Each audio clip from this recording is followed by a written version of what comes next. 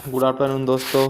मैं प्रवेश शर्मा आप लोग के साथ आज समाजशास्त्र की क्लास लेने के लिए आया हूँ। हमारे सीजीपीएससी के मेंस के सिलेबस में पेपर 6 का ये भाग 2 है समाजशास्त्र। और मैं प्रवेश शर्मा आप लोग के बीच फ्री सीजीपीएससी मेंस का जो बहुत ही अच्छा एक कार्य किया जा रहा है, हम मेरे मित्र संदीप दुबे के साथ।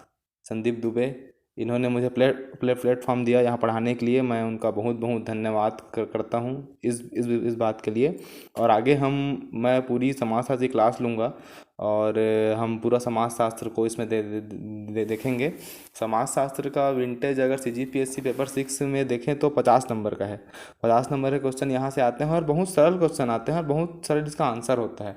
लोगों ने बहुत इन्हें हार्ड बना दिया। समाजशास्त्र है, बहुत सारा पढ़ना है। बहुत सारा पढ़ना रहता नहीं है इसमें थोड़ा मोड़ा ही पढ़ना ज़्यादा कुछ पढ़ना रहता नहीं, क्योंकि इसमें से क्वेश्चन आपके 30 शब्द के आते हैं, 60 शब्द के आते हैं, 100 शब्द के आते हैं, 125 शब्द के आते हैं। हम जो भी टॉपिक पढ़ेंगे आगे, उसमें हम उस टॉपिक को 30 शब्द में पढ़ेंगे, 60 शब्द में पढ़ेंगे, 100 शब्द में पढ़ेंगे और 125 में पढ़ेंगे। मतलब उसको एक तो छोटे रूप में पढ़ेंगे और एक वृहद रूप में। तो इसमें कोई भी आंसर आपको बड़ा नहीं लिखना है, सिर्फ एक पेज लिखना है ना। 125 मतलब 13 लाइन। तो ये तो पता होगा। और बाकी सिलेबस के बारे में तो संदीप दुबे सर आपको बहुत अच्छे से ज्ञान बताएंगे। आगे चल के एक वीडियो तैयार कर रहे हैं जिसमें पूरा सिलेबस की जानकारी देंगे आपको, कहाँ से क्या क्या क्या क्या आता है। और संदीप दुबे सर को एक बार मेरे तरफ से और आप लोग के तरफ से भी एक बधाई दे दिया जाता है कि उनका एसआई प्री निकल चुका है। तो बहुत बहुत बधाई हो। आगे चल के भाई आप बड़े अधिकारी बनो, ठीक है। तो आज हम लोग पेपर 6 के भाग 2 समाजशास्त्र के बारे में पढ़ते हैं, है ना। तो आज हमारा टॉपिक रहेगा हिंदू सामाजिक संगठन, जो कि आपका समाजशास्त्र का एक भाग है, हिंदू सामाजिक संगठन। अब इसमें से इसके हिंदू सामाजिक संगठन के 4 भाग बताए हैं उन्होंने, ठीक है। तो 4 भाग कौन कौन से हैं? तो पहला है हिंदू धर्म, ठीक है। दूसरा आश्रम व्यवस्था, तीसरा है आपका वर्ण व्यवस्था और चौथा है पुरुषार्थ, ठीक है। ये चारों टॉपिक को आज हम खत्म करें। किसमें? हम हिंदू धर्म को 30 शब्द में देखेंगे, आश्रम व्यवस्था को 30 शब्द में देखेंगे, पुरुषार्थ को 30 में देखेंगे, उसके बाद वर्ण व्यवस्था को 30 में, और सभी को 125 में भी देखेंगे, ताकि कहीं से भी क्वेश्चन पूछे, कितने नंबर का ही पूछे, कितने शब्दों का ही पूछे, उसमें आप लोग को कोई तकलीफ ना हो। तो आगे चलते हैं। हिंदू धर्म। हिंदू धर्म के बारे में, मतलब धर्म के बारे में अगर बोला जाए तो इंसान धर्म को ये समझता है कि ये ब्राह्मण क्षत्रिय वैश्य शूद्र ये धर्म है, जबकि ये धर्म कहीं भी किसी भी उसमें वेद उपनिषद गीता में कभी नहीं बोला गया है कि ये धर्म है। धर्म का एक सिंपल लॉजिक होता है। यह जो है धर्म जो है वो ध्री धातु से बना हुआ, जैसे राधा कृष्णन जी ने बोला है कि धर्म जो है वो ध्री धातु से बना हुआ है। और जब ये ध्री धातु से बना है तो ध्री धातु का मतलब क्या होता है? धारण करना, है ना, या बनाए रखना। मतलब हम ये चीज़ को धारण करते हैं, वो धर्म है। और धर्म क्या है? अलग अलग परिस्थितियों में अलग अलग रूप रहते हैं। जैसे अभी आप विद्यार्थी हो तो आपका धर्म क्या है? पढ़ाना। अभी मैं शिक्षक हूँ तो मेरा धर्म क्या है? अभी आप लोग को पढ़ाना। और आपका पढ़ना, ये धर्म है। अगर कोई आदमी बिजनेस कर रहा है तो उसका धर्म क्या होगा? बिजनेस करना, ठीक है। कोई आदमी काम कर रहा है, उसका धर्म क्या होगा? काम करना। तो ये है धर्म, है ना। तो मैं जब पुराना था तो मुझे मतलब पता नहीं था कि ये धर्म ये होता है बोल के। बाकी आप लोग को तो पता होगा, है ना। बाकी मैं जो बता रहा हूँ, राधा कृष्णन जी ने ये बोला था कि धर्म जो है ध्री धातु से बना है, जिसका अर्थ है धारण करना या बनाए रखना। हिंदू धर्म में मुख्यतः मनुष्य के कर्तव्य बोध से, मतलब जो कर्तव्य कर रहे हैं, है ना। आशय किससे है? कर्तव्य बोध से। किससे? कर्तव्य बोध से है, ठीक है। कर्तव्य बोध से है। अब कर्तव्य बोध है, जो हमारा कर्तव्य रहेगा। जैसे हम पढ़ रहे हैं तो हमारा धर्म क्या होगा? पढ़ना। मैं पढ़ा रहा हूँ तो मेरा धर्म क्या होगा? पढ़ाना, है ना, ठीक। अब इसके बाद इसमें आगे हम बढ़ते हैं। तो हिंदू धर्म का संबंध कर्तव्य बोध से है। यह एक ज्ञान है जो अलग अलग परिस्थितियों में विभिन्न कर्तव्यों को बतलाता है, उन्हें कर्तव्य पथ पर चलते रहने की प्रेरणा प्रदान करता है तथा उनमें मनोवचित गुणों का विकास करता है। मतलब मैं आप लोगों को पहले जो बताया हूँ कि हिंदू धर्म का मतलब क्या है? कर्तव्य। है ना। तो अलग अलग परिस्थिति में क्या होगा, धर्म हमारा अलग अलग होगा। ठीक है, तो अलग अलग परिस्थिति जब अलग अलग धर्म होगा, हमें धर्म जो है हमें कर्तव्य पथ पे आगे बढ़ने के लिए बोलता है, कभी धर्म पीछे नहीं लाता।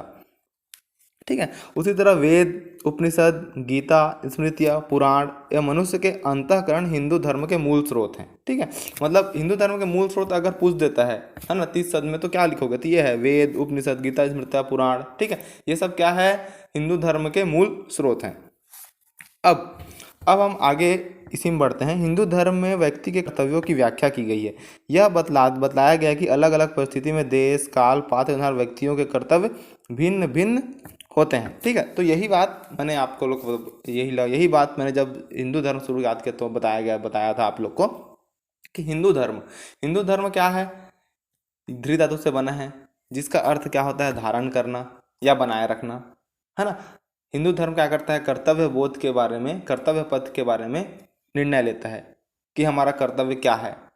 अभी हम स्टूडेंट हैं तो हमारा धर्म क्या है, पढ़ना। कल शिक्षक बने आप भी कहीं, तो क्या हो जाएगा आपका धर्म, पढ़ाना। ठीक है, तो ये क्या करता है, हिंदू धर्म का संबंध कर्तव्य बोध से है। ठीक है, ये बात याद रखना। धर्म मतलब जो धर्म आप लोग सोचते थे पहले, जो शायद आप लोग नहीं सोचते होगे, मैं पहले सोचता था कि ऐसा होता है, तो ये होगा, बाकी समझ गए। अब आगे बढ़ते हैं हम। ठीक है, अगला, अब भिन्न भिन्न समय में क्या होता है, भिन्न भिन्न समय में हमारा धर्म बदलता है। अलग अलग समय में हम अलग अलग धर्म धारण करते हैं, स्वरूप बदल जाता है। ठीक है, जैसे कि 3 भाग बताए गए हैं। ठीक है, 3 भाग बताए गए हैं। हिंदू धर्म के 3 स्वरूप बताए गए हैं। सबसे पहला होता है सामान्य धर्म, दूसरा होता है विशिष्ट धर्म, तीसरा होता है आपद धर्म।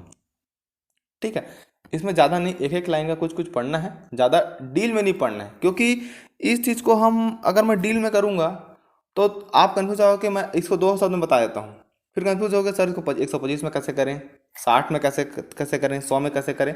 तो मैं आप लोग को उतना ही बताऊँगा जितना आपको पेपर में लिखना है, आगे मैं आप लोग कुछ नहीं बताऊँगा। ठीक है, तो हिंदू धर्म के 3 स्वरूप। सबसे पहला क्या होता है, सामान्य धर्म, दूसरा होता है विशिष्ट धर्म, तीसरा होता है आपद धर्म। ठीक है, तो सामान्य धर्म, इसको मानव धर्म भी कहते हैं। ठीक है, जो हम लोग का सामान्य धर्म है, खाना पीना, पढ़ना लिखना, अच्छे से व्यवहार करना, ये हम लोग का सामान्य धर्म है। ठीक है, कैसा सामान्य धर्म है, मनुस्मृति जो है। ठीक है, मनुस्मृति में सामान्य धर्म के 10 लक्षण बताए गए हैं। ठीक है, ये याद रखना बस। तो सामान्य धर्म किस में बताया गया है, मनुस्मृति में।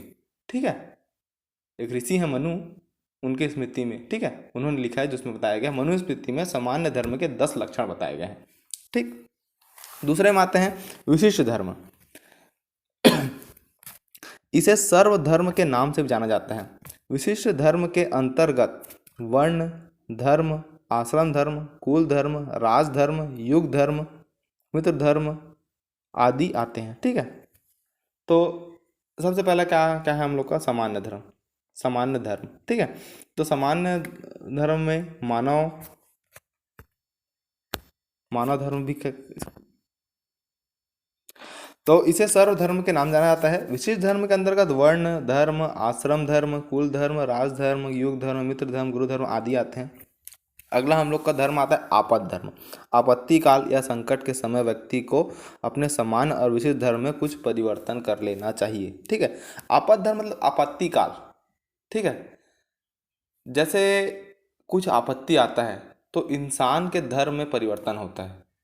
जैसे कई लोग आपके दोस्त रहे होंगे, वो पढ़ाई को छोड़ के बीच में अपने घर के काम के लिए बनिहारी मजदूरी करने जाते हैं, तो उनका धर्म क्या था, पढ़ना। लेकिन आपत्ति काल आया तो उन्हें क्या करना पड़ा, अपना धर्म छोड़ के किसी और काम में, मतलब अपना कर्तव्य क्या था, पढ़ना, लेकिन वो लोग पढ़ाई को छोड़ के क्या करने लगे, काम में। आप जब पढ़े होगे आपके साथ तो देखे होगे कि कई बच्चे लोग पढ़ाई को छोड़ के घर के में रोजी मजदूरी में जाने लगे थे। ठीक है, तो यही है, आपत्ति काल में जो अपने सामान्य धर्म को छोड़ के विशिष्ट धर्म में कुछ परिवर्तन कर लेता है।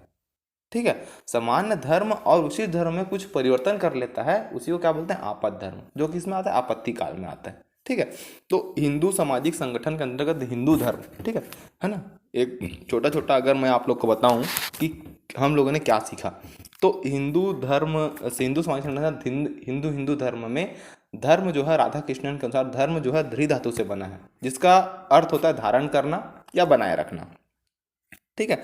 उसके बाद धारण करना या बनाए रखना, हिंदू धर्म का मतलब क्या है, संबंध किससे है, मनुष्य के कर्तव्य बोध से है कि आप जो कार्य कर रहे हैं, जो कार्य दिया गया वो आपका धर्म है। ठीक है। हिंदू धर्म का संबंध किससे है, कर्तव्य बोध से है। ठीक है, ना कि जाति भेदभाव से है। ठीक है। हिंदू धर्म का अर्थ है कर्तव्य बोध से कि तुम क्या कर्तव्य कर रहे हो। ठीक है। और यह धर्म क्या होता है, आपको कर्तव्य के पथ पर, ठीक है, चलते रहने की प्रेरणा प्रदान करता है। ठीक है। अब वेद, उपनिषद, गीता, स्मृतियाँ, पुराण, ये मनुष्य के अंतःकरण की हिंदू धर्म के मूल स्रोत हैं। ठीक है। अब हिंदू धर्म में कर्तव्यों की व्याख्या व्याख्या तो करने की, कर्तव्य क्या क्या है। ठीक है। उसके बाद फिर इसके 3 स्वरूप बताए गए हैं हमें। ठीक है। सामान्य धर्म, विशिष्ट धर्म, आपद धर्म। ठीक है। सामान्य धर्म क्या है, सामान्य धर्म को ही मानव धर्म, मानव का जो धर्म होता है, क्या है मानव का धर्म, ना दूसरे से ईर्ष्या करना, ना दूसरे से जलना, ना बुराई करना। मानव धर्म क्या, यही तो है ना। ठीक है, कि अपना काम करो, भलाई करो। ठीक है। दूसरा क्या है, विशिष्ट धर्म। विशिष्ट धर्म क्या क्या क्या है, इसे सर्व धर्म भी कहा जाता है। ठीक है। विशिष्ट धर्म के अंतर्गत क्या होता है, वर्ण धर्म, आश्रम धर्म, कुल धर्म, राज धर्म, युग धर्म, मित्र धर्म, गुरु धर्म आदि आते हैं। अब आपद धर्म क्या है, आपद धर्म वह है आपत्ति काल में अगर आप अपने सामान्य धर्म और विशिष्ट धर्म में परिवर्तन कर दे, वो क्या होता है, आपद धर्म। ठीक है। तो ये धर्म कॉन्सेप्ट हमारा क्लियर हुआ। अब अगले टॉपिक में आते हैं हम लोग। ठीक है, आश्रम व्यवस्था। ठीक है। मैं आप लोग को बताया हिंदू सामाजिक संगठन के 4 अंग है, जैसे कि 4 पिलर होते हैं ना, ये किसी कुर्सी के 4 पिलर होते हैं, बेड के 4 पिलर होते हैं, उसी तरह हिंदू सामाजिक संगठन के 4 क्या हैं, पिलर हैं। ठीक है। धर्म, हिंदू धर्म, आश्रम, ठीक, तीसरा वर्ण व्यवस्था, चौथा पुरुषार्थ। ठीक, क्या क्या है याद रखना, हिंदू धर्म, ठीक है, आश्रम व्यवस्था, पुरुषार्थ, वर्ण व्यवस्था। ठीक है। अब हम आगे बढ़ते हैं आश्रम। ठीक है। आश्रम शब्द, जैसे कि धर्म जो है धृ धातु से बना था, उसी तरह आश्रम जो है वह श्रम धातु से बना है। ठीक है, जिसका अर्थ होता है प्रयास करना या परिश्रम करना। ठीक है, ये बात याद रखना। ठीक है। तो हिंदू धर्म का जो वो होता है, हिंदू धर्म में दूसरा जो पिलर है आश्रम व्यवस्था, ठीक है, उसके तहत सबसे श्रम धातु से बना है, मेन आपको याद रखना है। ठीक है। अर्थ क्या होता है, प्रयास करना या परिश्रम करना। ठीक है।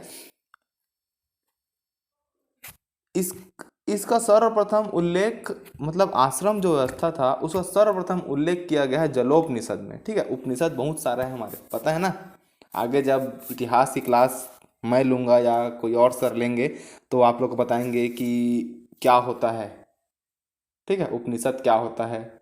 ठीक है, तो ये सब के बारे में। ठीक है, जलोपनिषद एक उपनिषद है, उसमें सबसे पहले आश्रम के बारे में बताया गया है। ठीक। उसके बाद डॉक्टर प्रभु, आश्रम व्यवस्था का मौलिक सिद्धांत के रूप में पुरुषार्थ का अत्यंत महत्व है। मतलब डॉक्टर प्रभु ने कहा आश्रम व्यवस्था का पुरुषार्थ के साथ बहुत अत्यंत महत्व है। मौलिक सिद्धांत जो है पुरुषार्थ के साथ बहुत महत्व है। डॉक्टर प्रभु ने पुरुषार्थ को आश्रम व्यवस्था का मनोनैतिक आधार माना है। ठीक है, तो इसको याद रखना वैसे कोई जरूरी नहीं है। ठीक है, आप 30 शब्द में अगर आता है कि आश्रम व्यवस्था क्या है, तो ऊपर की लाइन जो है, ठीक है, संस्कृत के आश्रम संस्कृत के श्रम धातु से मिलकर बना है, जिसका अर्थ होता है प्रयास करना या परिश्रम करना। ठीक है, इतना लिखोगे। उसके बाद एक लाइन और लिख सकते हो कि आश्रम व्यवस्था का सर्वप्रथम उल्लेख जलोपनिषद में मिलता है। ठीक है। अब मेन ये है कि आश्रम व्यवस्था ऋण, यज्ञ, संस्कार की अवधारणा से जुड़ी हुई है। ठीक है, मतलब आश्रम व्यवस्था किससे जुड़ी है, ऋण से जुड़ी है, यज्ञ से जुड़ी है और संस्कार से जुड़ी हुई है। ठीक है। आश्रम व्यवस्था के अंतर्गत है ना, मनुष्य के आयु, ठीक है, मनुष्य की जो आयु है, व्यक्ति की आयु है, ठीक है, 100 वर्ष मानकर उसकी संपूर्ण जीवन की अवधि को 4 भागों में बांटा है इसने। ठीक है, मतलब इंसान की उम्र को, आयु को, व्यक्ति की आयु को 100 वर्ष मानकर उसे उसके 4 भाग में बांटा गया है। 4 बराबर भागों में संपूर्ण जीवन को माना गया है, मतलब 25 साल, 50 साल, 75 साल, 100 साल। अब इन सबको नाम भी दिया गया, 25 साल तक आप कौन से आश्रम में रहोगे, 25 से 50 तक कौन से आश्रम में रहोगे, ठीक है, और 50 से 75 तक कौन से आश्रम में रहोगे, और 75 से फिर 100 तक कौन से आश्रम में रहोगे। ठीक है, तो मनुष्य की अवधि को 4 बराबर भागों में बांटकर, ठीक है, संपूर्ण जीवन को बांट बांट बांट दिया गया है। अधिकतम अवधि कितनी है, 25 वर्ष मानी गई है। ठीक है, हर हर आश्रम की अवधि 25 वर्ष मानी गई है। अब हम लोग आगे बढ़ते हैं कि इन चारों आश्रम को बोलता क्या है। ठीक है, तो 0 से 25 वर्ष की आयु को क्या बोलते हैं, ब्रह्मचर्य आश्रम बोलते हैं। ठीक है, 25 से 50 वर्ष के आश्रम को क्या बोलते हैं, गृहस्थ आश्रम बोलते हैं। ठीक है, और 50 से 75 वर्ष की आयु को वानप्रस्थ आश्रम बोलते हैं। ठीक है, और 75 से आगे 100 वर्ष तक जहाँ तक जीते हैं उसको क्या बोलते हैं, संन्यास आश्रम बोलते हैं।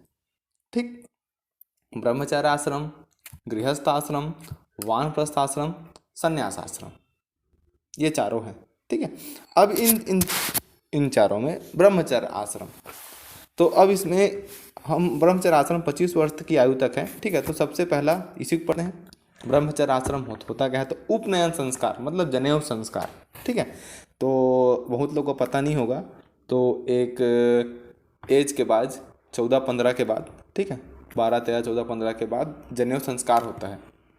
अधिकतर ये ब्राह्मणों में पाया जाता है, और भी किसी और कास्ट में पाया जाता होगा, मेरे को उसका आइडिया है नहीं, बट ब्राह्मणों में तो अधिक मतलब होता ही है ये। तो एक उम्र के बाद इंसान को जनेऊ संस्कार दिया जाता है। ठीक है, तो आप मेरे ख्याल से आप सभी छत्तीसगढ़ के, तो सभी के सब रामायण तो देखे ही होंगे, और जब रामायण देखे होंगे तो भगवान राम को जब उनके गुरु जब होने के बाद एक गाना चलता है, ठुमुक चलत रामचंद्र बाजत पैजनिया। ये गाने के लास्ट में जब वो लोग बड़े हो जाते हैं तो एक ऋषि आते हैं, ऋषि मुनि, और उनको अपने साथ आश्रम लेके जाते हैं, तो वो भिक्षा मांगते हैं अपनी माँ से। ठीक है, तो वही संस्कार जो होता है उसको उपनयन संस्कार या जनेऊ संस्कार बोलते हैं हमारे में। उसके बाद वो ब्रह्मचर्य के आश्रम में प्रवेश कर जाते हैं। आज तो लेके नहीं जाते हैं, है ना, पहले लेके जाते थे, अब लेके नहीं जाते हैं। ठीक है, तो इसी में जैसे ही उपनयन संस्कार होता है उनका, उसके बाद वो ब्रह्मचर्य के आश्रम में प्रवेश कर जाते हैं। जैसे उनका जनेऊ संस्कार हुआ, उपनयन संस्कार हुआ, उसके बाद वो सीधा ब्रह्मचर्य के आश्रम में प्रवेश करते हैं। ठीक है, इसमें उसे संयम, विद्या अध्ययन, गुरु सेवा, वर्जनाएं आदि के बारे में बताया जाता है। ठीक है, इसमें उसका व्यवहारिक अर्थ, ठीक है, इसका व्यवहारिक अर्थ ये होता है कि वो सभी प्रकार के संयम जैसे अनुशासन, कर्तव्य परायणता, नैतिकता, आचरण की शुद्धता एवं पवित्रता आदि से है। ठीक है, मतलब ब्रह्मचर्य आश्रम आपको ये बताएगा कि आपको जीवन में करना क्या है। इसमें आपको क्या करना है, संयम बना के रखना है, विद्या अध्ययन करना है, अपने गुरु की सेवा करना है। ठीक है, ये सब है। उसके बाद इसका अर्थ क्या होता है, इसका अर्थ होता है कि आप अनुशासन में रहें, कर्तव्यपरायणता से रहें, नैतिकता से रहें, आचरण की शुद्धता हो एवं पवित्रता। ठीक है, ये सब चीज़ें हमें कहते हैं ब्रह्मचर्य आश्रम में सिखाया जाता है, हम स्कूलों में सिखाया जाता है सब चीज़, अनुशासन। ठीक है ना, स्कूलों में सिखाया जाता था अनुशासन, कर्तव्यपरायणता, कर्तव्य क्या है। ठीक है, तो अभी जितने भी लोग स्टूडेंट वीडियो को देख रहे हैं तो उनको क्या करना है, अनुशासन में रहना है। सुबह उठ के मॉर्निंग वॉक में जाना है, फिर पढ़ने बैठना, मतलब वो करना ही है, वो कर्तव्य है आपका। नैतिकता, नैतिकता क्या है, किसी के बारे में बुरा ना सोचा, ना बुरा करना। ठीक है, आचरण की शुद्धता बना के रखना है, पवित्रता बना के रखना, सबसे बड़ी इंपॉर्टेंट चीज़ है ये। ठीक है, दूसरा आश्रम में बढ़ते हैं गृहस्थ आश्रम। तो गृहस्थ आश्रम में कब बढ़ता है, हम विवाह संस्कार होने के बाद। जिस तरह उपनयन संस्कार के बाद हम लोग ब्रह्मचर्य आश्रम में प्रवेश करते हैं, उसी तरह विवाह संस्कार के संपन्न होने के बाद हम गृहस्थ आश्रम में प्रवेश करते हैं। विवाह का उद्देश्य धर्म, पूजा या रति था। ठीक है, मतलब विवाह का अर्थ यह था कि धर्म, पूजा और रति। गृहस्थ आश्रम में जीवन व्यतीत किए बिना व्यक्ति के लिए मोक्ष संभव नहीं है, ये बात याद रखना। ये बहुत इंपॉर्टेंट टॉपिक है। जो बोलते हैं साधु बन जाते हैं तो खुद हिंदू धर्म, हिंदू सामाजिक संगठन ये बोला है कि गृहस्थ आश्रम में जीवन व्यतीत किए बिना व्यक्ति के लिए मोक्ष कभी संभव नहीं है। गृहस्थ आश्रम का मूल आधार धर्म है। यह सबसे महत्वपूर्ण आश्रम है। ठीक है, मतलब सभी आश्रमों में सबसे महत्वपूर्ण आश्रम कौन है? गृहस्थ आश्रम। तो गृहस्थ आश्रम के बारे में अगर पूछा जाए आप लोग से, तो ये तो आपको ये लिखना है कि विवाह संस्कार के पश्चात लोग गृहस्थ आश्रम में प्रवेश करते हैं। गृहस्थ आश्रम का उद्देश्य क्या है? ठीक है, धर्म, पूजा और रति। ठीक है। अब गृहस्थ आश्रम में जीवन, अब ये बोला गया है गृहस्थ आश्रम में बिना जीवन व्यतीत किए व्यक्ति के लिए मोक्ष संभव नहीं है। सभी आश्रमों में सबसे महत्वपूर्ण आश्रम क्या है? गृहस्थ आश्रम। गृहस्थ आश्रम का मूल आधार ही धर्म है। ठीक, अगले आश्रम में बढ़ते हैं। मैंने 4 बताए थे आप लोग को, ब्रह्मचर्य आश्रम, गृहस्थ आश्रम, वानप्रस्थ आश्रम, संन्यास आश्रम। अब आते हैं वानप्रस्थ आश्रम में। वानप्रस्थ आश्रम 50 से 75 वर्ष, बताया था ना 25-25 से बांटा गया था। 50-75 में कौन है? आप लोग का वानप्रस्थ। इस आश्रम में वानप्रस्थी धीरे धीरे, एक एक तो नहीं, धीरे धीरे सांसारिक सुखों से विरक्त होने का प्रयत्न करता है। ठीक है, मतलब जो वानप्रस्थ आश्रम है उसमें व्यक्ति करता क्या है कि धीरे धीरे अपने सांसारिक सुखों को, अपने जो सांसारिक सुख हैं उसको छोड़ता है। ठीक है, वानप्रस्थ आश्रम में क्या क्या करता है? वो सांसारिक सुख को धीरे धीरे धीरे धीरे छोड़ता जाता है। और व्यक्ति सपत्नी, मतलब अपने पत्नी के साथ या तो अकेले इस आश्रम में प्रवेश करता है, या तो पत्नी के साथ भी कर सकता है, ठीक है, या तो अकेले इस आश्रम में प्रवेश कर सकता है। ठीक है, अब ये ज़्यादा बड़ा नहीं है। ठीक, अब आता है संन्यास आश्रम। जीवन के चौथे भाग अर्थात 75 वर्ष की आयु के पश्चात वो वानप्रस्थ को छोड़कर संन्यास आश्रम में प्रवेश करता है। सन्यासी ईश्वर की साधना में लीन, कर्म की इच्छा से रहित निष्काम कर्म करता है। इस आश्रम में सन्यासी मोक्ष प्राप्ति के लिए प्रयास करता है। मतलब सीधी सी बात, निष्काम कर्म की ओर आगे बढ़ता है 75 वर्ष के बाद। वो मेन टॉपिक यही है, मेन उद्देश्य इस चारों लाइन का ये है कि इंसान संन्यास आश्रम में प्रवेश करने के बाद, मतलब 75 वर्ष की आयु के बाद जब संन्यास आश्रम में प्रवेश करता है तो निष्काम कर्म करता है। ठीक है, मतलब बिना किसी इच्छा के कर्म करता है और मोक्ष को प्राप्त करने की प्रयास करता है। ठीक, तो हमने 2 टॉपिक पढ़ लिया। पहला क्या पढ़ लिया? धर्म। दूसरा क्या पढ़ लिया? आश्रम। अब इन दोनों को मैं आप लोग को शॉर्ट में बताता हूँ। ठीक है, तो इससे क्या है, आप लोग को भी याद होगा, है ना, कि रिपीट हो रहा है, क्योंकि धर्म आश्रम इतना लंबा पढ़ लिया कि धर्म को नहीं भूल जाना है। ठीक है, तो राधा कृष्ण जी ने धर्म हिंदू सामाजिक संगठन के 4 बताया था मैंने। पहला हिंदू धर्म, दूसरा आश्रम व्यवस्था, तीसरा वर्ण व्यवस्था, चौथा पुरुषार्थ। 4 का है ना, अभिन्न अंग है, 4 भाग हैं समझो। ठीक है, तो अब धर्म क्या है? हिंदू धर्म। हिंदू धर्म ये है, राधा कृष्ण जी ने बोला कि धर्म जो है धृ धातु से बना है, जिसका अर्थ होता है धारण करना। ठीक है, जिसका अर्थ होता है धारण करना। अब हिंदू धर्म का आशा किससे है? कर्तव्य बोध से है। जो आप कार्य करोगे वो आपका धर्म है। ठीक है, और परिस्थिति, अलग अलग परिस्थिति में मनुष्य का धर्म अलग अलग होता है। ठीक है, जो उनके कर्तव्यों को बतलाता है। ठीक, उसी तरह अलग अलग परिस्थिति में अलग अलग पात्र, अलग अलग काल, ठीक है, अलग अलग धर्म होते हैं। तो 3 धर्म बताएगा उन्होंने। ठीक है, कौन कौन सा? सामान्य धर्म, विशिष्ट धर्म, आपद धर्म। सामान्य धर्म क्या है? सामान्य धर्म, इसको मानव धर्म कहते हैं। मनुस्मृति में मानव धर्म के बारे में 10 बातें बोली गई है। विशिष्ट धर्म क्या है? इसी को सर्वधर्म कहते हैं। इसमें आश्रम धर्म, कुल धर्म, स्वराज धर्म, मित्र धर्म, युग धर्म, गुरु धर्म आदि आते हैं। अगला क्या है? आपद धर्म।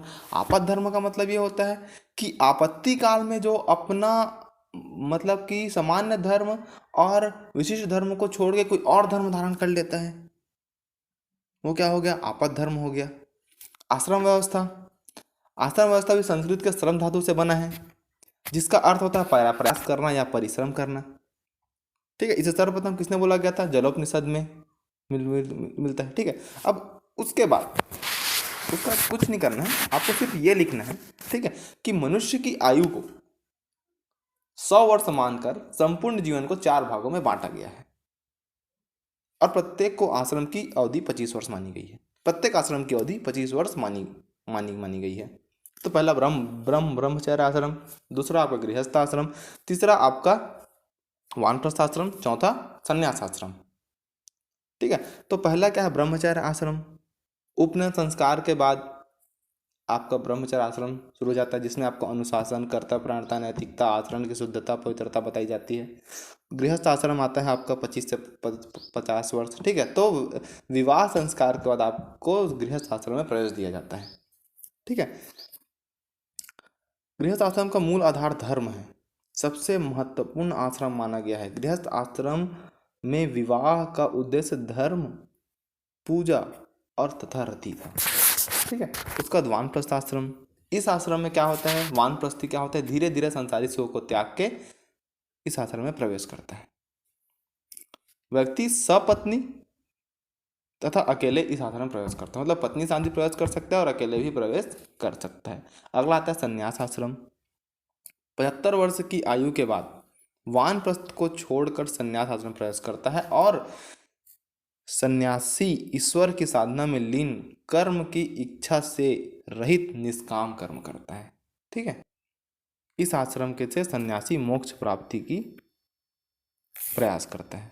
ठीक है, अब आगे हम बढ़ते हैं वर्ण व्यवस्था। ठीक है, जिसको मैं पहले धर्म मानता था, रियल में वो होता है वर्ण व्यवस्था। ठीक है, तो वर्ण व्यवस्था क्या है, अब इसमें हम लोग पढ़ते हैं। ठीक है, प्राचीन भारत विचारकों, मतलब प्राचीन भारत के विचारक थे, है ना, मनुष्य की मनोवैज्ञानिक प्रवृत्तियों को दृष्टि में रखते हुए सामाजिक स्तरीकरण की एक सुनियोजित नीति को अपनाया तथा कार्यात्मक दृष्टि से समाज को 4 वर्णों में विभाजित किया गया। ठीक है, मतलब इसने ये बोला है, उन्होंने मनोवैज्ञानिक प्रवृत्ति की दृष्टि से रखते हुए सामाजिक स्तरीकरण को एक सुनियोजित, ये जो लाइन है हमारा, ठीक है, ये वाला जो लाइन है, ठीक है, सुनियोजित नीति को अपनाया तथा कार्यात्मक दृष्टि से मतलब यहाँ पे याद रखना कि किस दृष्टि से, कार्यात्मक दृष्टि से समाज को 4 वर्णों में, ठीक है, 4 वर्णों में विभाजित किया। ठीक है, आज तो ये सब मतलब वंशानुगत हो गया है, लेकिन पहले जब हो गया था तो कार्यात्मक दृष्टि से 4 वर्गों में बांटा गया था इसको। ठीक है, बाद में आगे चलते चलते समाज में कुरीतियाँ आई। ठीक है, ठीक है, ऋग वैदिक काल में ये हमारा टॉपिक तो थोड़ा बदलेगा इधर उधर, क्योंकि समाज शास्त्र है। तो ऋग वैदिक काल जैसे हम इतिहास में पढ़ते हैं, तो ऋग वैदिक काल में कोई कुरीतियाँ नहीं थी, उसमें कर्तव्य के हिसाब से 4 वर्ण थे। जैसे वैदिक काल आया, समाज में कुरीतियाँ आई, महिलाओं की स्थिति गंभीर होते गई, खराब होते गई। फिर ये जो था, जो वर्ण व्यवस्था थी, वो ना तो कार्यात्मक दृष्टि से नहीं हुई, ये क्या हो गई, वंशानुगत हो गई। तो यहाँ पे गलती हुई, वर्ण व्यवस्था में कोई गलती है नहीं आज भी, लेकिन क्या हुआ, समाज की कुरीतियाँ उन्हें क्या क्या क्या कर दी, वंशानुगत कर दी, कि ब्राह्मण का बेटा ब्राह्मण, क्षत्रिय का बेटा क्षत्रिय, वैश्य का बेटा वैश्य, शूद्र का बेटा शूद्र, ये व्यवस्था यहाँ पे खराब हुई। बाकी जो वर्ण व्यवस्था समाज बनाया बहुत सही है, कि जो जो काम कर रहा है वो उस काम के लिए है। ठीक है, तो 4 वर्णों में बांटा गया, कार्यात्मक दृष्टि से समाज को 4 वर्गों में विभाजित किया गया। ये वर्ण है, पहला ब्राह्मण, ठीक है, दूसरा क्षत्रिय, तीसरा वैश्य, चौथा शूद्र।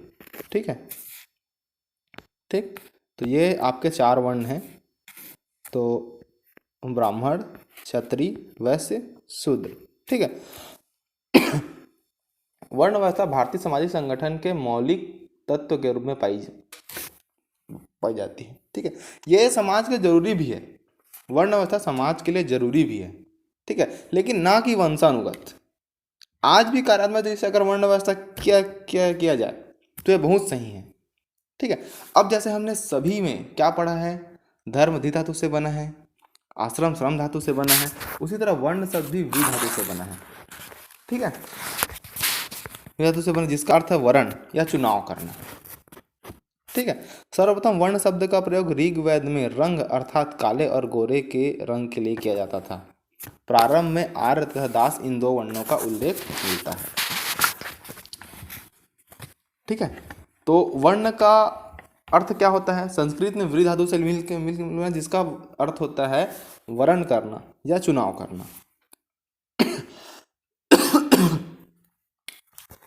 ठीक है, सर्वप्रथम किसमें देखा गया था? ऋग्वेद में, वहां जहां रंग के रूप में, काले और गोरे के रूप में। ठीक है, अब वर्ण के संबंध में गुण और कर्म से है। वर्ण का संबंध व्यक्ति के गुण और कर्म से है। ऋग्वेद के पुरुष सूक्त में वर्णों की उत्पत्ति के संबंध में बतलाया गया है। ये बताया गया है, ब्रह्मा के मुख से, भुजाओं से क्षत्रिय, जंघा से वैश्य और पैरों से शूद्र की उत्पत्ति हुई है। ठीक है, तो इतना बड़ा आपको 125 शब्द में आता है, तो भी इतना सारा चीज़ को याद नहीं रखना है। ठीक है, आपको सिर्फ ये याद रखना कि प्राचीन भारतीय विचारकों ने, ठीक है, मनुष्य की मनोवैज्ञानिक प्रवृत्ति की दृष्टि में रखते हुए सामाजिक स्तरीकरण सुनियोजित नीति को अपनाया तथा कार्यात्मक दृष्टि से 4 वर्गों में डिवाइड किया, ब्राह्मण, क्षत्रिय, वैश्य, शूद्र। ठीक है, उसके बाद ये लिख देना, वर्ण व्यवस्था के शब्द की उत्पत्ति व्री धातु से हुई है, जिसका अर्थ है वर्ण करना या चुनाव करना।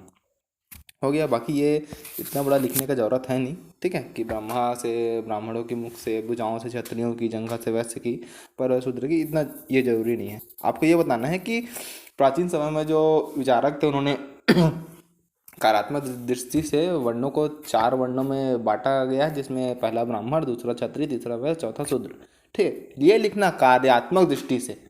ठीक है, ये बहुत इंपॉर्टेंट चीज़ है, कार्यात्मक दृष्टि। उसके बाद अगले में लिख देना, अगले लाइन में, कि वर्ण शब्द की उत्पत्ति वृद्ध धातु से हुई है, जिसका अर्थ है वर्ण या चुनाव करना। तो वर्ण अवस्था क्या है? चुनाव करना।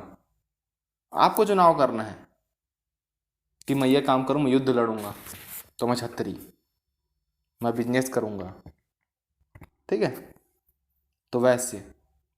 ठीक है, अब आते हैं अलग अलग वर्ण के बारे में। तो 4 वर्ण बताए हमने, ब्राह्मण, क्षत्रिय, वैश्य, शूद्र। चारों के बारे में थोड़ा थोड़ा पढ़ लेते हैं, ताकि 125 में लिखने के लिए आपके पास, क्योंकि 125 नंबर का अगर आंसर कर रहे हो, 100 नंबर का आंसर कर रहे हो, 60 का कर रहे हो, तो पॉइंट हिसाब से लिखो, नंबर ज़्यादा मिलते हैं आपको। मैंने इतने लोगों का आरटीआई कॉपी देखा है। एक आरटीआई कॉपी देखा मैंने, डिप्टी कलेक्टर की थी, है ना, उनका आरटीआई का कॉपी देखा था मैंने, तो उन्होंने 30 शब्द में भी पॉइंट हिसाब से लिखा है। समझ रहे हो? 30 शब्द में भी उन्होंने आंसर को पॉइंट हिसाब से लिखा है। उनको 2 में 2 दिया गया है। और इस ज्ञान में कभी मत रहना कि 30 शब्द दिया है मतलब 4 है, मतलब आपको 4 लाइन पूरा भर भर के आना है, कि नहीं।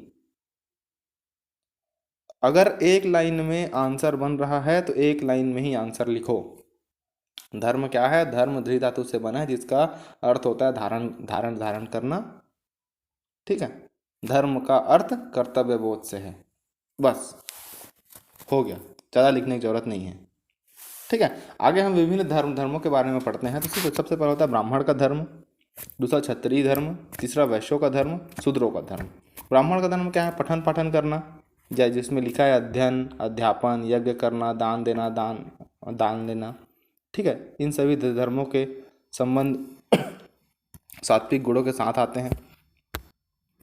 ठीक है, क्षत्रिय का धर्म पढ़ते हैं हम लोग, तो प्रजा की रक्षा करना, दान देना, यज्ञ करना, अध्ययन करना। ठीक है, विषयों में आसक्ति ना रखना। ठीक है, वैश्यों का धर्म वैसी क्या है? वेदों का अध्ययन से संपन्न होकर, वेदों के अध्ययन से संपन्न होकर व्यापार, पशुपालन, कृषि आदि कार्य करना। ठीक है, शूद्र का धर्म क्या है? अन्य वर्णों की सेवा करना। शूद्र के लिए अध्ययन करना, व्यवसाय, धन संचित करना वर्जित था उस समय, आज तो नहीं है। ये बहुत सही चीज़ है आज के टाइम में, जो पहले गलत थी। ठीक है, मेरा पर्सनल व्यू है कि बहुत गलत थी।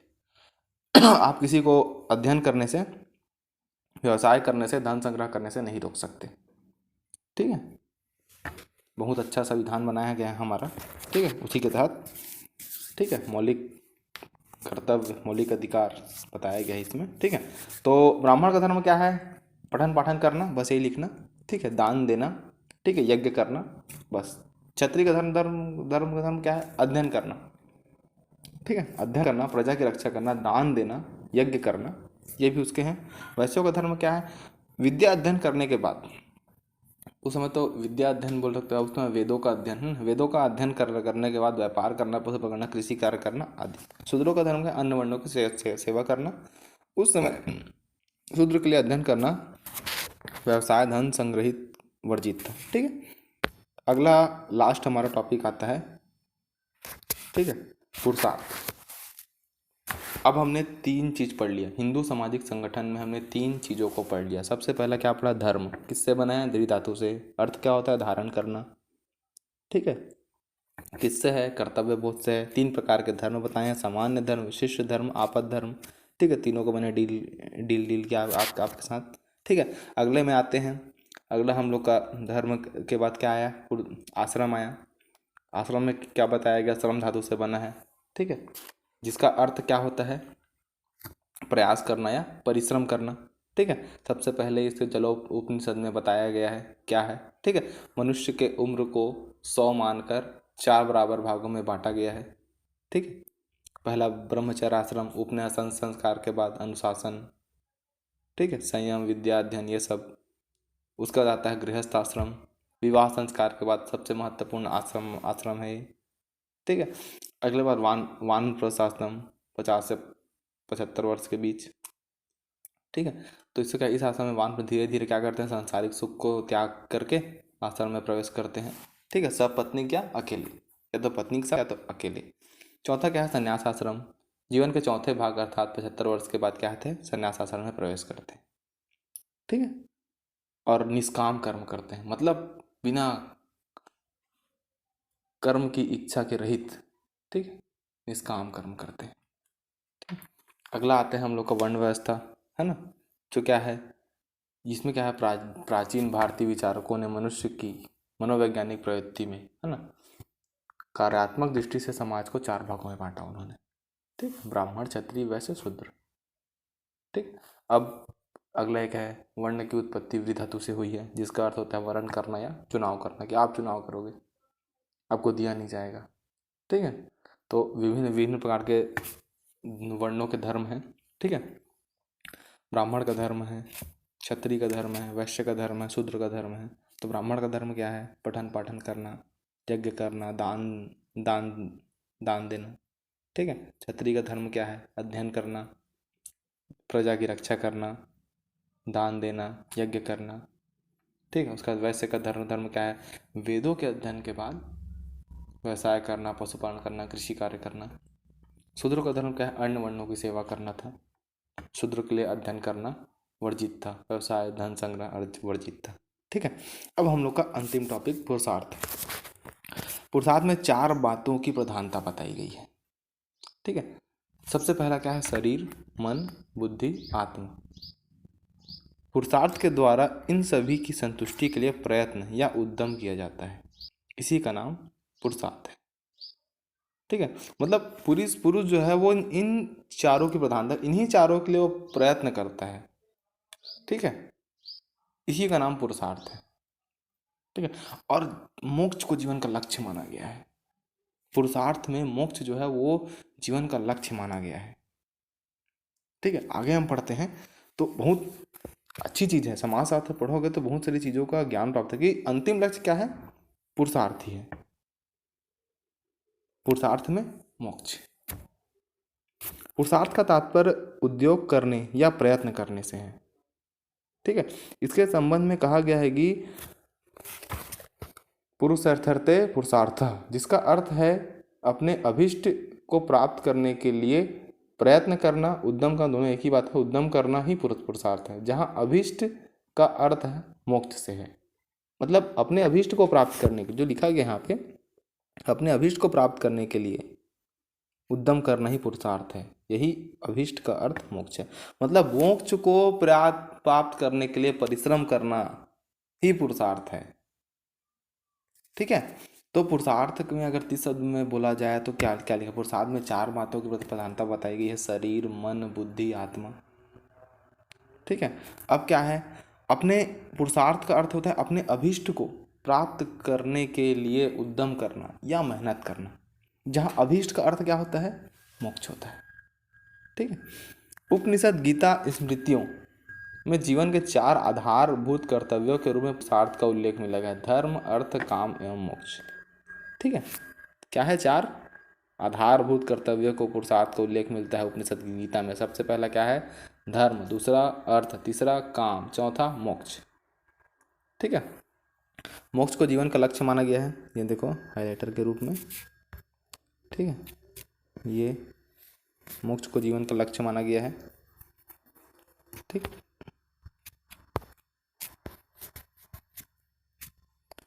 अब आगे आगे बढ़ते हैं अपन लोग। पुरुषार्थ, ठीक है ना, ये देख लेना ना। ठीक है, और ये सब PDF है, ये आपको Telegram link Sanjeev Dubey CGPSC में मिल जाएगा, और लिंक डिस्क्रिप्शन में भी रहेगा, तो वहाँ से आप लोग डाउनलोड कर लेना। ठीक है, तो अभी सिर्फ सुनो, क्योंकि सुनोगे तो लिखने में आसानी होती है। ठीक है,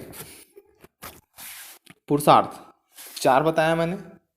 ठीक है, धर्म, अर्थ, काम, मोक्ष। ठीक है, सबसे पहला क्या है? धर्म एक प्रमुख, एक अत्यंत महत्वपूर्ण पुरुषार्थ माना गया है। धर्म व्यक्ति को कर्तव्य पद में आगे बढ़ने की, दायित्व निभाने की प्रेरणा देता है। सबसे पहले धर्म जो पढ़ाया था आप लोग को मैं, है ना, धर्म मतलब क्या है? एक महत्वपूर्ण पुरुषार्थ है, कर्तव्य पद में आगे आगे बढ़ने के लिए सहायता करता है। कौन? धर्म। धर्म वही है जो धारण किया जा सके, सबसे पहले मैंने आप लोग को बताया है, जिसे जीवन में उतारा जा सके, जिसके अनुरूप आचरण किया जा सके। ठीक है, ये क्या हो गया? आपका धर्म हो गया। दूसरा है अर्थ। अर्थ का देखो, अर्थ मतलब संपत्ति होती है, सबको पता होगा, लेकिन अर्थ का तात्पर्य केवल धन संपत्ति नहीं है, वरन उन साधनों से है जिनकी सहायता से हम भौतिक आवश्यकताओं की पूर्ति करते हैं। अर्थ को साध्य नहीं साधन माना जाता है। ठीक है, ये बात याद रखना। ठीक है, अर्थ को भौतिक आवश्यकताओं की पूर्ति करता है, तो साध्य नहीं हो हमारा कि सब सिर्फ धन दादर कर ले हो गया, नहीं, उसको साधन माना गया है। इसकी भौतिक आवश्यकताओं की पूर्ति के लिए अर्थ सहायता करता है। ठीक है, और सबसे अच्छा देख, अर्थार्जन। ठीक है, मतलब संपत्ति का अर्जन। ठीक है, संपत्ति का अर्जन धर्म सम्मत तरीके से होना चाहिए। ठीक है, ये जो लास्ट लाइन है, ठीक है, धर्म सम्मत तरीके से होना चाहिए। ठीक है, अर्थ को साध्य नहीं माना गया है। ठीक है, आगे नेक्स्ट टॉपिक, वीडियो लंबा हो रहा है। ठीक है, तो आगे आगे आगे बढ़ते हैं हम लोग। काम। काम का तात्पर्य केवल भोग वासना से नहीं है, सभी प्रकार की इच्छाओं या कामनाओं से है। व्यापक अर्थ में काम के अंतर्गत मानव की सभी प्रवृत्तियां या इच्छा या कामना आ जाती है। मतलब काम का अर्थ सिर्फ भोग वासना नहीं है, इसके अंतर्गत आपकी प्रवृत्तियां, इच्छाएं और कामनाएं आ जाती हैं। मतलब आपकी इच्छा जो है वो भी आएगी, आपकी प्रवृत्ति क्या है वो भी आएगी, और आपकी कामना जो है वो भी काम के अंतर्गत आएगी। मोक्ष जीवन का अंतिम पुरुषार्थ। ठीक है, बौद्ध साहित्य में इसे निर्माण तथा जैन साहित्य में इसे कैवल्य कहा गया है। बहुत कुछ पढ़ाएंगे आप लोग को संदीप सर इतिहास में, ये सब बौद्ध साहित्य में निर्वाण किसे कहते हैं, कैवल्य क्या होता है, सब उसमें बताएंगे। अभी बता देता हूँ मैं कि हमारे यहाँ मोक्ष बोला जाता है हिंदू धर्म में, तो बौद्ध धर्म में इन्हें क्या निर्वाण, और जैन धर्म में कैवल्य बोलाता है। ठीक है, मोक्ष मोक्ष का अर्थ है हृदय की अज्ञानता का नाश, जन्म मरण के बंधन से मुक्ति। ठीक है, मेन यही है मोक्ष। हिंदू धर्म में भी बहुत वो है कि मोक्ष प्राप्ति करने के लिए ये किया जाता है, वो किया जाता है। ठीक है, तो 4 पुरुषार्थ बताए गए हैं, है ना। हमारा क्या? धर्म, अर्थ, काम, मोक्ष। धर्म क्या है आप लोग को बताया, धर्म का अर्थ धारण करना। ठीक है, ठीक है, बहुत ही अत्यंत महत्वपूर्ण पुरुषार्थ क्या है? धर्म है। ठीक है, अब ये धर्म क्या करता है? कर्तव्य पथ में आगे बढ़ने की सहायता करता है। ठीक है, अर्थ हो गया। अर्थ क्या है? अर्थ मतलब धन अर्जित करना, सिर्फ धन अर्जन नहीं करना है। ठीक है, जो अर्थार्जन है वो धर्म सम्मत तरीके से होना चाहिए, तभी तो वो अर्थ का वो है, नहीं तो उस अर्थ की कोई वैल्यू नहीं है। ठीक है, अर्थ को साध्य नहीं साधन माना गया है। काम, है ना, धर्म, अर्थ, काम, मोक्ष। तो काम का अर्थ सिर्फ भोग वासना से नहीं है। ठीक है, ये याद रखना। ये मतलब ना काम का अर्थ भोग वासना से नहीं है, बल्कि सभी प्रकार की इच्छाओं और कामनाओं से है। ठीक है, मोक्ष आता है। मोक्ष क्या? जीवन का अंतिम पुरुषार्थ माना गया है। मोक्ष को जीवन का लक्ष्य माना गया है। ठीक है, बौद्ध धर्म में इसे क्या बोला गया? निर्वाण, और जैन धर्म में कैवल्य बोला गया है। ठीक है, मोक्ष का अर्थ है हृदय की अज्ञानता का नाश, मतलब जन्म मरण से मुक्ति, बंधन से मुक्ति। अब एक बार कोई क्वेश्चन आ गया था पुरुषार्थ का समाजशास्त्री महत्व, तो इस टॉपिक को मैंने इसमें डाला है। ठीक है, पुरुषार्थ ये 5-6 टॉपिक हैं। ठीक है, ये उस समय 100 नंबर में आया था। ठीक है, पुरुषार्थ का समाजशास्त्री महत्व। ठीक है, सबसे पहला महत्व क्या है? पुरुषार्थ विचारकों की भारतीय समाज को एक अनुपम देन है। ठीक है, अनुपम देन है। ठीक, पुरुषार्थ आध्यात्मिक तथा भौतिकता का समन्वय है। ठीक है, ये दूसरा आदर्श जीवन का प्रतीक है। चौथा त्यागमय योग कर्तव्य तथा अनुशासित जीवन का ही प्रतिनिधि है। यह व्यक्ति तथा व्यक्ति और समूह के बीच में संबंधों का संतुलन करता है। काम और अर्थ साधन मात्र है, धर्म का काम निर्देशन है। इसका माध्यम है परम लक्ष्य मोक्ष की प्राप्ति। जो 30 शब्द में अगर बोला जाए पुरुषार्थ क्या है, तो काम और अर्थ जो है वो साधन मात्र है, धर्म जो है वो काम निर्देशन है। इसके माध्यम से परम लक्ष्य मोक्ष की प्राप्ति की जा सकती है। ठीक है, पुरुषार्थ को आश्रम व्यवस्था का मनोनैतिक आधार माना गया है। ठीक है, ये चारों टॉपिक, ठीक, मैंने आपको 125, 100, 60, 30 सभी में बता दिया गया है। ठीक है, हम लोग का जो 4 टॉपिक मैंने कवर किया है, हिंदू सामाजिक संघर्ष संगठन अंतर्गत हिंदू धर्म, आश्रम व्यवस्था, वर्ण व्यवस्था, पुरुषार्थ। ठीक है, चारों कंप्लीट हो चुका है। आगे अगर रोज क्लास आना तो उतना नहीं लग रहा है मेरे को रोज जाएगा, लेकिन बीच बीच में एक आध दिन गैप में क्लास आएंगे समाजशास्त्र के आपके। तो आज के लिए होते हैं। ठीक है, तो बेस्ट ऑफ लक सभी को, जिनका कैसा ही नींद निकला है। और एक बार और best of luck Sandeep Dubey sir, और थैंक यू वेरी मच। ठीक है, और जिसका इसका प्री निकल चुका है CGPSC में, वो जुड़े रहें क्लास से, सब्सक्राइब करें और शेयर करें इस वीडियो को, ताकि बढ़ते रहे आगे। ठीक है, और जो मेंस की कोचिंग नहीं ले पा रहे होंगे, क्योंकि फ़ीस अभी इतनी ज़्यादा हो चुकी है कि मेंस की कोचिंग लेना एक से सामान्य घर के लिए भी मुश्किल हो गया है, तो फ्री में वही जानकारी हम आपको यहाँ देंगे जो वो लोग पैसा लेके देंगे। ठीक है, तो इस वीडियो को वायरल कीजिए। 4 टॉपिक आज ख़त्म हुए हैं, हो सके तो कल फिर 4 टॉपिक या 2 टॉपिक, 1 टॉपिक, कुछ भी टॉपिक आएंगे। और समाजशास्त्र को 20-25 दिन के अंतर्गत में ख़त्म करने वाला हूँ। और सब्सक्राइब करें वीडियो को। ठीक है, okay, goodbye, best of luck सभी को।